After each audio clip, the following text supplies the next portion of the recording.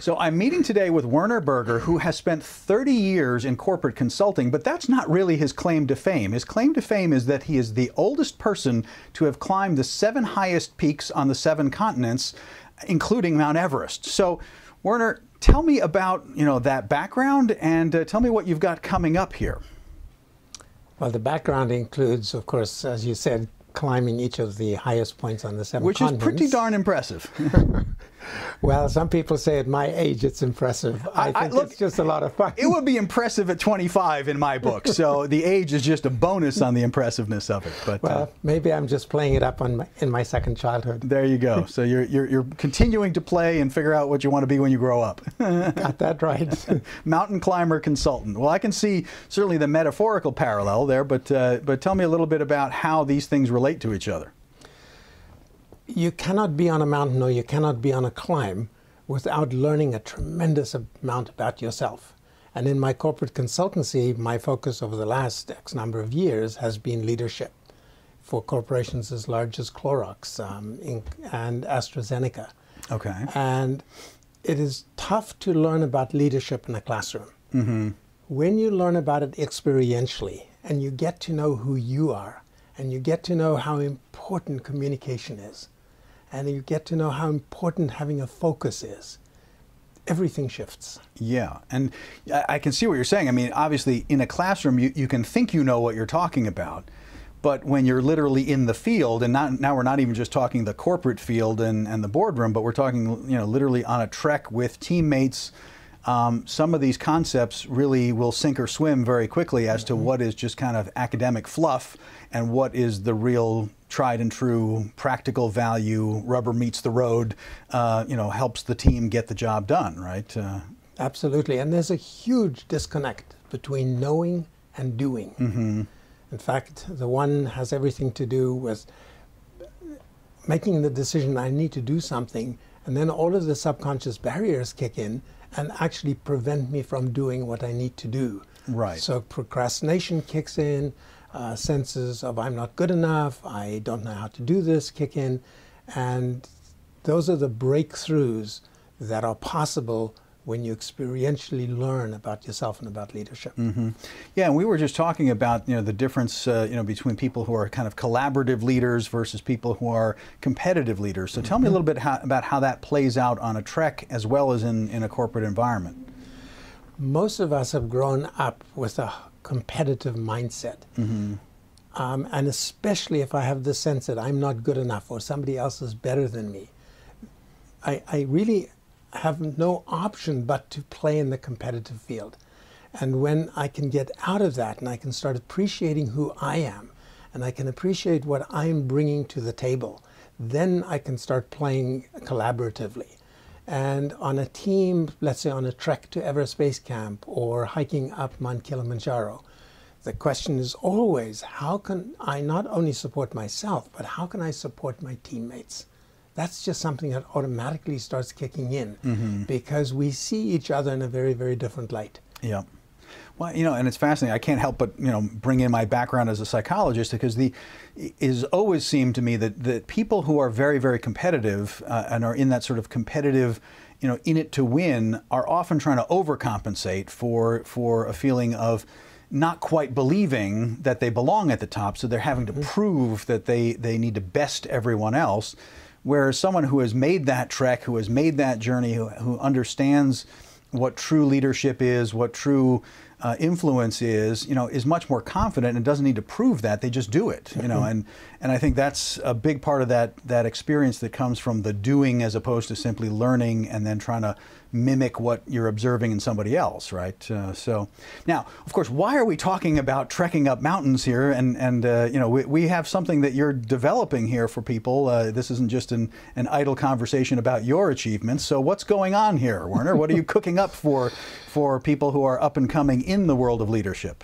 I've taken a number of people on leadership development and adventure travel treks, both to Everest Base Camp, Mount Kilimanjaro, Machu Picchu on the Inca Trail, and everybody comes away with saying this is a life-changing experience. Okay. And so what I'm doing now is I'm actually combining very formally my leadership development training with the trekking.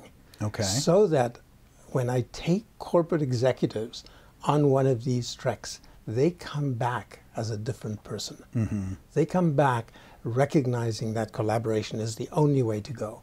They come back being able to utilize the leadership skills that they've developed and learned, but have not been able to utilize to the extent that they need to. Okay. Okay. So you know, pitch me a little bit. Let's say I'm that up and coming corporate executive there. Who is a good fit to go on such a trek with you? What are the qualities that I'm looking to develop in myself, or how do I know that I'm the right person to go with you? And then what am I going to get out of going on a journey like this with you? All good questions. The first element has to be they have to have an adventurous spirit. Okay. They have to be willing to break outside of the box that presently confines them. Every single one of us, and it doesn't matter who we are, has limitations to how and what we can perform. And when we break out into a different level of being, and that's really what I'm talking about, a different level of being, we can perform so much better. And any executive that is going to have or presently has an influence on the culture of the corporation, that's the ideal candidate. Okay, because I'm going to bring back what I learned about the culture of the mountain and the culture of the team, and I'm going to be able to, you know, bring that experience and sort of drip it down into my team back home. Absolutely. And actually, Fortune magazine did a survey not that many years ago, and they concluded, and I'm quoting, 95% of North American managers say the right thing. Only 5% do the right thing. Right. That has to change. Those were their exact words. Yeah, and that really resonates because, and it goes right back to what you're saying, because you know they get the right thing to say from the textbooks and from the training and from what they've had, but if they haven't been in that kind of a leadership, you know, true team experience where literally, you know, your life might depend upon it, you know, it's a different kind of knowing within your soul, really, that, you know, what works and what doesn't and what has value. So you're going to do the right thing, not just, you know, mimic the language. And I think that's part of it too, is that saying the right thing doesn't work unless it's coming from your being, you know. Right. And the other part that we have to recognize is most people, and we've got statistics all over the show, most employees do not enjoy their job. Yeah, I saw that. It was a very depressing number. Yeah. I can't quote you the stat, but it was very high. 83%. Yeah, it was very high. I mean, that's just sad. Yeah. And again, if you look at some of the stats, Gallup organization again did a survey, and they concluded that 29% of employees perform at the expected level or slightly above. 16% actually work against the corporation's well-being. Wow. And all of the rest just do enough to get by. Right. Now, what would it be like if a leader came back and inspired those individuals? Can you imagine what would happen to corporate productivity? Yeah, if people were passionate about their work, I mean, you know, absolutely. I mean, satisfaction would skyrocket. Absolutely. Productivity would skyrocket. Customer service. I mean, it would just trickle through the entire culture of the organization. Yeah. People throw that word around, culture, but I mean, there's a real side, and again, they're saying the right words about culture, but then there's living that experience and coming back fired up, passionate, having really achieved something that is going to be seared into your mind for the rest of your life. So, I'd like my employees not only to be highly productive, but I'd like them to be proud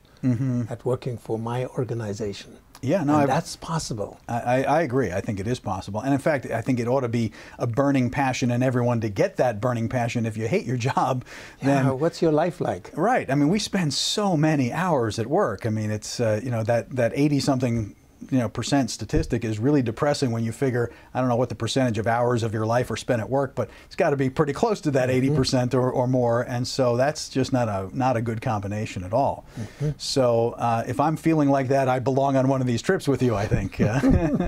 Well, I can just imagine myself in North America that's working at its potential. Right. Wouldn't we be unstoppable? Well, so I think you have a very large audience of people who I think are probably salivating at this point, saying, Ooh, you have definitely piqued my curiosity here, and I may be feeling like I need some of that, that energy to bring back from the mountain back to my team.